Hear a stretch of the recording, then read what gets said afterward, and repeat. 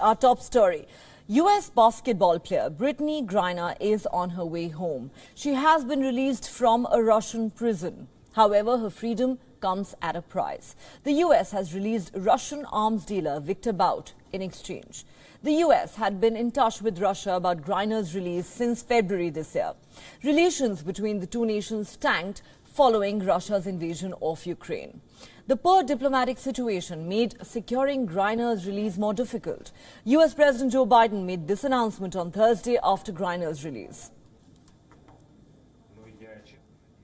Moments ago, standing together with her wife Sherelle in the Oval Office, I spoke with Brittney Griner. She's safe. She's on a plane. She's on her way home. After months of being unjustly detained in Russia, held under intolerable circumstances. Brittney will soon be back in the arms of her loved ones, and she should have been there all along. This is a day we've worked toward for a long time. We never stopped pushing for her release. It took painstaking and intense negotiations, and I want to thank all the hard-working public servants across my administration who worked tirelessly to secure her release. Griner was arrested in Russia on the 17th of February. The 32-year-old NBA star was caught with vape cartridges that contained cannabis oil. It is legal medication for chronic pain in the United States, but cannabis in all forms is illegal in Russia. On the 4th of August, the two-time Olympic gold medalist was sentenced to 9 years in prison. After months of negotiations, she is finally found freedom. But Griner isn't the only one who is free from prison. A prisoner swap took place at the Abu Dhabi airport on Thursday. Russian authorities received Viktor Bout in exchange. The 55-year-old arms dealer was one of the world's most wanted men before his arrest. He has been labelled the merchant of death. For almost 2 decades, Bout sold weaponry to rogue states, rebel groups and murderous warlords in Africa, Asia and South America. He was also called the sanctions buster for his ability to get around arms embargoes. Experts say Moscow's interest in Bout suggests Russian intelligence ties. Whatever one takes away from the exchange, one thing is certain: diplomatic backchannels between the US and Russia are still active, despite ties between the two nuclear powers hitting rock bottom, the lowest point since the Cold War. The fear of nuclear Armageddon had begun to wane after the USSR collapsed. But the spectre of nuclear war has arisen once again, ever since Russia invaded Ukraine. And now that nuclear brinkmanship seems to be par for the course, nations will do well to remember the concept of mutually assured destruction. Since no one wants to face annihilation, diplomacy must win, like it has in the case of Griner. Of course, US allies are curious about what else was discussed. The US has said the talks with Russia were targeted, only involving securing Griner's release. Be that as it may, this confirmation that communication channels between the two powers are still active should be welcomed. For more on this story, our correspondent Susan Teherani sent us this report. 10 months after her arrest in Russia, U.S. basketball star Brittney Griner is on her way home just before the Christmas holiday season as the United States exchanged her in a prisoner swap with notorious Russian arms dealer Viktor Bout, held in a U.S. prison for 12 years. President Biden said that Griner was safe and on her way home from the United Arab Emirates. Speaking to reporters on Thursday morning from the White House, the president said, quote, "I'm glad to say Brittney's in good spirits. She needs time and space to recover." Griner was arrested at a Moscow airport for possession of cannabis oil back in February, and the Biden administration did propose this prisoner exchange back in July because it did know that Russia sought the freeing of Viktor Bout. The news comes months after back and forth negotiations between Russia and Moscow. Now, this swap did not include another American that the State Department has declared to be wrongfully detained, and that is Paul Whelan. This is all we could do for now, is what the White House said. Susan Teherani reporting from New York for WION World is One. For more on this story, we're now joined by Mark Meruish, a political commentator and a professor at the State University of New York Maritime College. Mark, thanks so much for speaking to WION. Now, the US maintains that the talks with Russia were confined just to Brittney Griner's release. However, a key takeaway from this prisoner exchange is that diplomatic back channels between the US and Russia are still active, despite relations between the two nuclear powers hitting rock bottom after Russia's invasion of Ukraine. Does this episode therefore offer some hope that the two sides can still negotiate their way out of the Ukraine war? Or is that too optimistic a view at this stage?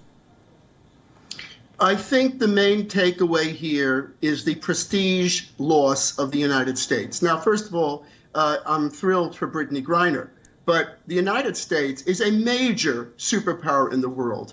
And the fact that America left Paul Whelan behind, who was a Marine, is totally shameful and indicative of the fact that America's prestige was really not up to par here. Obviously, the deal to release Brittney was very important. But the discussions all along, I went back and looked at this, was always a 2-for-1 swap. It was always Paul Whelan, who's been in jail for a number of years, and Brittney Griner. And then they came up with this guy, Viktor Bout, who is actually an arms dealer, which is interesting because Russia needs arms now to fight the war against Ukraine. So it's kind of a crazy deal to swap a major merchant of death, as you've called him, for Brittney Griner, but to leave Paul Whelan behind. And also to rely on the UAE. I mean, I'm all respect for MBZ, but this is the United States. And we don't leave our Marines behind. We don't do that. And also, Mr. Bout has been negotiator with arms transactions with terrorists. I mean, this whole transaction here was done in a way to shed good light on Biden when he has a lot of political issues in the United States. And I'm not saying that the deal is bad. The deal is great. She's coming home absolutely beautiful. And her wife, Sherelle, spoke beautifully about trying to help the others. It's not just Paul Whelan. There were a number of other Americans detained. So at the end of the day, the balance sheet on this is win for America for Brittney Griner. Yes. Loss for America prestige in terms of not being able to get the other, at least this Paul Whelan out. This is very, very disappointing, and I think many Americans will be very upset about it.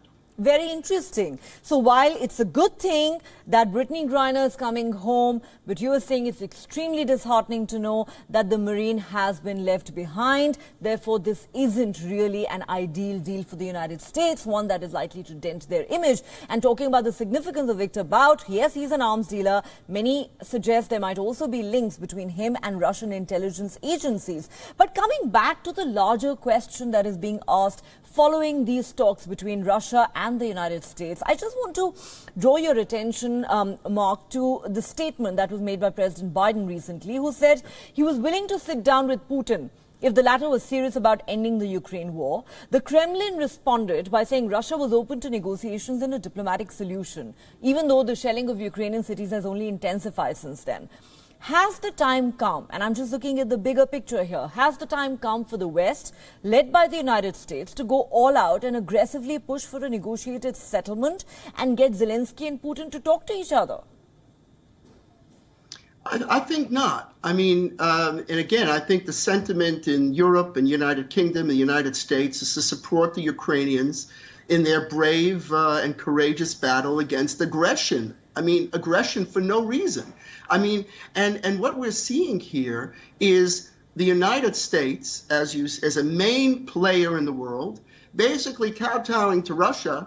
How does that give you any credibility in terms of negotiating an end to the Ukraine conflict? I just don't see how that helps anything. As I say, the win is there on Brittney Griner. The loss is there on prestige. Why would Putin just won a very big victory. He got his former intelligence officer and arms dealer to trade for a basketball star, leaving a Marine behind. And as far as Ukraine is concerned, I think the sentiment is still very strong in public opinion, and certainly in the United Kingdom and possibly in other parts of Europe, that Ukraine should be supported in its battle to survive against unrequited, unending aggression against civilians, against maternity wards. I mean, this is not just a standard battle that we hear about or read about in world military history. This is just one power trying to crush another power.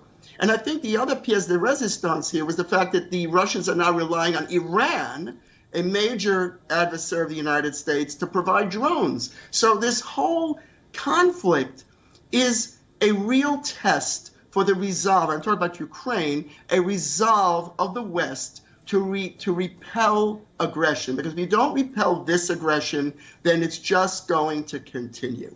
So I think that Zelensky still has a lot of credibility, a lot of support in the West, and I don't think that's going to change at the present time. And you can also see, and about negotiating between the United States and Russia, we did that in the Cuban Missile Crisis. We've negotiated all kinds of deals and transactions with the Russians, even when there was a Cold War and even when there were hostilities going on. That is not the issue. The issue is the result. What is the result?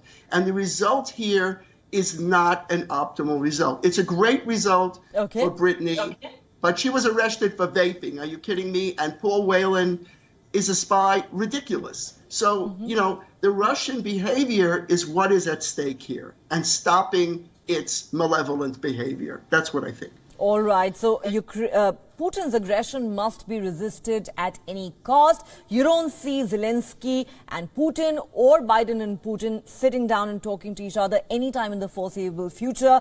We'll now have to wait and see if the Biden administration does manage in the days and weeks ahead to secure the release of the U.S. Marine from the Russian prison, something that, as you said, all Americans have been hoping for. On that note, Mark Merowish, thank you so much for speaking to WION. Thank you so much. WION is now available in your country. Download the app now and get all the news on the move.